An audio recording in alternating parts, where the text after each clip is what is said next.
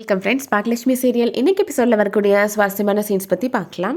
கோபி, ராதிகா, மயு 3 பேருமே ஜுவல்லரி ஷாப்புக்கு வந்திருக்கிறாங்க. அந்த ஷாப்பில் இருக்கிற ஸ்டாஃப்ட கோபி சொல்கிறாரு, வயசானவங்க போடுற மாதிரி சிம்பிளாக உள்ளே அதை செயின் காமிங்க அப்படின்னு சொல்கிறாரு. சிம்பிளாக எதுக்கு கோபி, நம்ம ஆரம் மாதிரி வாங்கலாம் அப்படின்னு சொல்கிறாங்க ராதிகா. யானைக்கு தான் ஆரெல்லாம் போடுவாங்க அப்படின்னு சொல்கிறாரு கோபி. உங்கள் அம்மாவுக்கு கால் பண்ணி கேட்டுப்பாரு, அவங்க அந்த மாதிரிலாம் செயின்லாம் போட மாட்டாங்க அப்படின்னு சொல்கிறாரு. அதெல்லாம் வாங்கி கொடுத்தா போடுவாங்க அப்படின்னு சொல்கிறாங்க ராதிகா. ராதிகா, மயு 2 பேருமே இப்போது ஆரம் டிசைன்ஸை பார்த்துட்ருக்குறாங்க. கடைசியாக 2 டிசைனை சூஸ் பண்ணிடுறாங்க. இந்த 2ல் எது நல்லா இருக்குன்னு பார்த்து சொல்லுங்கள் கோபி அப்படின்னு சொல்கிறாங்க. இதெல்லாம் விட இந்த சிம்பிளாக இருக்குது, இது நல்லா இருக்கும் அப்படின்னு சொல்லிட்டு ஒரு கருகமணியை காமிக்கிறாரு கோபி. சிம்பிளாக வேணும்னா நம்ம டைமண்டில் தான் பார்க்கணும் அப்படின்னு சொல்கிறாங்க ராதிகா. டைமண்ட்லையா அப்படின்னு யோசிக்கிறாரு கோபி. இதுலேயே நம்ம பார்த்துக்கலாம் அப்படின்னு சொல்லிடுறாரு. ராதிகா சூஸ் பண்ணதை விட மயு சூஸ் பண்ணது சிறுசாக தான் இருக்குது அப்படின்னு யோசிக்கிறாரு கோபி. இதையே செலக்ட் பண்ணிக்கலாம் அப்படின்னு சொல்கிறாரு. அப்போ இதை பில் போட்டுருங்க அப்படின்னு சொல்கிறாங்க ராதிகா. எவ்வளோ அமௌண்ட்டுன்னு கேட்க மாட்டியா ராதிகா அப்படின்னு சொல்கிறாரு கோபி.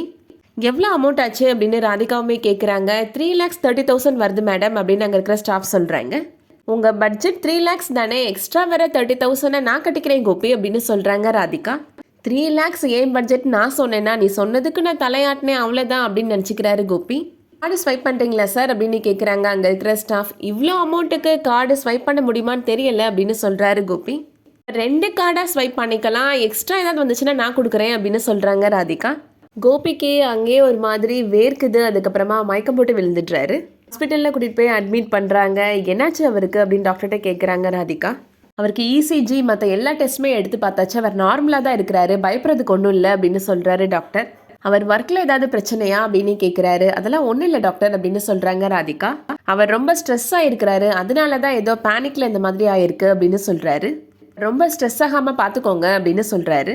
இதுக்கிடையில் கோபியோட அம்மா ஈஸ்வரி ரொம்ப டல்லாக உட்காந்துட்டு இருக்கிறாங்க. கோபியோட அப்பா, என்ன ஈஸ்வரி ஏன் இவ்வளோ டல்லாக இருக்கிற அப்படின்னு கேட்குறாரு. என்னன்னே தெரியலங்க, கோபிக்கு ஏதோ ஆகிற மாதிரி நைட்டு கனவு வந்துச்சுங்க அப்படின்னு சொல்கிறாங்க. நான் கோபிக்கு ஃபோன் பண்ணி பேசணும் அப்படின்னு சொல்லிட்டு ஃபோன் பண்ணுறாங்க. கோபி தான் ஃபோன் அட்டன் பண்ணுறாரு. இப்போதாம்மா உங்களை பற்றி நினச்சேன், எனக்கு எப்போல்லாம் உடம்பு சரியில்லையோ அப்போல்லாம் கரெக்டாக கால் பண்ணிடுறீங்கம்மா அப்படின்னு சொல்கிறாரு. என்ன கோபி சொல்கிறேன், உனக்கு எதுவும் உடம்பு சரியில்லையா அப்படின்னு சொல்லிட்டு ரொம்ப பயந்துடுறாங்க கோபியோட அம்மா. நாங்கள் ஷாப்பிங் வந்தோம்மா, வந்த இடத்துல எனக்கு திடீர்னு படபடன்னு வந்துருச்சுமா, நெஞ்செல்லாம் வலிக்க ஆரம்பிச்சிருச்சு, மயக்கம் போட்டு விழுந்துட்டேம்மா அப்படின்னு சொல்கிறாரு கோபி. ஹாஸ்பிட்டலில் அட்மிட் பண்ணியிருக்கிறாங்கம்மா, இப்போ எனக்கு எதுவும் இல்லைம்மா, நான் நார்மலாக தான் இருக்கிறேன், நீங்கள் பயப்படாதீங்கம்மா அப்படின்னு சொல்லிடுறாரு கோபி. கோபி அம்மா வீட்டில் இருக்கிற எல்லார்ட்டையுமே கோபிக்கு உடம்பு சரியில்லை, நெஞ்சு வலின்னு சொன்னால் எனக்கு ரொம்ப பயமாக இருக்குது, அவனுக்கு ஏதாவது ஹார்ட் அட்டாக் வந்திருக்கும் அப்படின்னு சொல்கிறாங்க.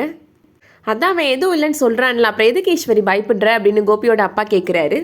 என் பையன் பக்கத்தில் இல்லைனாலும் தூரமாக இருந்தாலாச்சும் நல்லா இருக்கணும்னு நினச்சேன், இப்படி ஆகி போச்சே அப்படின்னு சொல்லி அழுறாங்க. இனியாவுமே அழுதுட்டுருக்குறாங்க. இனியா குட்டி அழாதம்மா, அவருக்கு எதுவும் ஆகாது அப்படின்னு சமாதானப்படுத்திட்டு இருக்கிறாங்க பாக்கியா. நான் உடனே கோபியை பார்த்தாகணும் அப்படின்னு சொல்லிட்டு இருக்கிறாங்க கோபியோட அம்மா. செலியன் சொல்கிறாரு, நான் மறுபடியும் டேடிக்கு கால் பண்ணி பார்க்குறேன் அப்படின்னு சொல்லிட்டு கால் பண்ணுறாரு. ராதிகா தான் ஃபோன் அட்டன் பண்ணி பேசுகிறாங்க. அப்பா இப்போ எப்படி இருக்கிறாரு அப்படின்னு கேட்குறாரு செலியன். அவருக்கு எதுவும் இல்லை, இசிஜி ஸ்கேன் எல்லா டெஸ்ட்டும் செஞ்சு பார்த்தாச்சு, அவர் நார்மலாக தான் இருக்கிறாரு அப்படின்னு சொல்கிறாங்க ராதிகா. அப்பாவை எப்போ டிஸ்சார்ஜ் பண்ணுறாங்க அப்படின்னு கேட்குறாரு செலியன். அட்மிட்டே பண்ணவே இல்லை ஹாஸ்பிட்டலில், ஜஸ்ட் டெஸ்ட் தான் எடுத்தாங்க, ஒன்றும் இல்லை, இப்போ வீட்டுக்கு போக சொல்லிட்டாங்க, நாங்கள் வீட்டுக்கு தான் வந்துட்டுருக்குறோம் அப்படின்னு சொல்கிறாங்க ராதிகா. வீட்டில் எல்லார்ட்டையும் சொல்லி பயப்பட வேணான்னு சொல்லுங்கள் அப்படின்னு சொல்கிறாங்க. அப்பாவுக்கு எதுவும் இல்லை, எல்லா டெஸ்ட்டும் எடுத்து பார்த்தாங்களா, ராதிகா தான் சொன்னாங்க அப்படின்னு சொல்கிறாரு செலியன். கோபி அம்மா சொல்கிறாங்க, என்னதான் இருந்தாலும் எனக்கு ரொம்ப பயமாக இருக்குது, நான் உடனே என் பிள்ளையை பார்க்கணும் அப்படின்னு சொல்கிறாங்க. நீ அவனை பார்க்கணுன்னா இப்போ ராதிகா வீட்டுக்கு தான் போகணும் ஈஸ்வரி அப்படின்னு சொல்கிறாரு கோபியோட அப்பா. என் பிள்ளை பார்க்குறதுக்கு நான் எங்கே வேணாலும் போவேன் அப்படின்னு சொல்கிறாங்க ஈஸ்வரி. இனியாவுமே அப்பாவை நான் பார்க்கணும், நானும் வரேன் பாட்டி அப்படின்னு சொல்கிறாங்க. செலியன்ட்ட சொல்லி நீ 2 பேரையும் கூட்டிகிட்டு போயிட்டு வா அப்படின்னு சொல்கிறாரு தாத்தா. அதோட இன்னைக்கான எபிசோட் முடியுது.